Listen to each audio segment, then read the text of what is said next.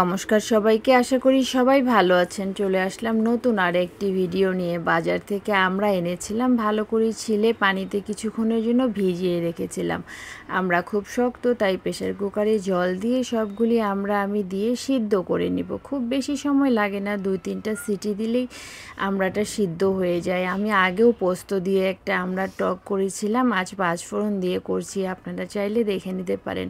আমড়াটা সিদ্ধ হয়ে গেছে, অনেকটা গরম, আমি হাত দিতে পারছিলাম না। আর দেখতেই বোঝা যাচ্ছে একদম সিদ্ধ হয়ে গেছে, মিষ্টির মতন দেখা যাচ্ছে। সবগুলি আমরা পানিতে ছেঁকে ফেলবো। প্রচণ্ড রোদ, ঘরে রোদ এসে পড়েছে। আমি এখানে শুকনা মরিচ আর পাঁচফোড়ন একটু টেলে নেব। যে কোনো আচারে শুকনা মরিচ আর পাঁচফোড়ন একটু গুঁড়া দিলে কিন্তু খেতে খুব ভালো লাগে।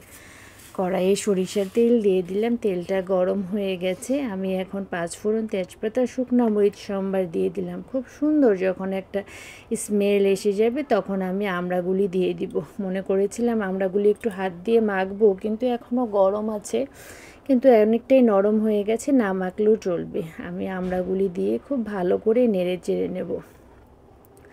গুড় দিয়ে আচার তৈরি করা যায়, কিন্তু আমি চিনি দিয়ে তৈরি করব। পরিমাণ মতো হলুদ গুঁড়া, মরিচ গুঁড়া, চিনি দিয়ে দিব। খুব বেশি মিষ্টি করব না, যেহেতু আচারটা টকটকে খেতে ভালো লাগে। আর একটু লবণ দিয়ে আমি খুব ভালো করে কষিয়ে নেব। এখানে কোনো পানি দিতে হবে না, চিনিটাতেই রস ছেড়ে দিবে। একটু সময় নিয়ে এপিস্ট ওপিস্ট করে ভাজতে হবে। চুলার আঁচটা লো ফ্লেমে রাখতে হবে। কালারটা খুব সুন্দর এসেছে আর একদম মিষ্টির মতো লাগছে দেখতে, খেতেও খুব ভালো লাগে।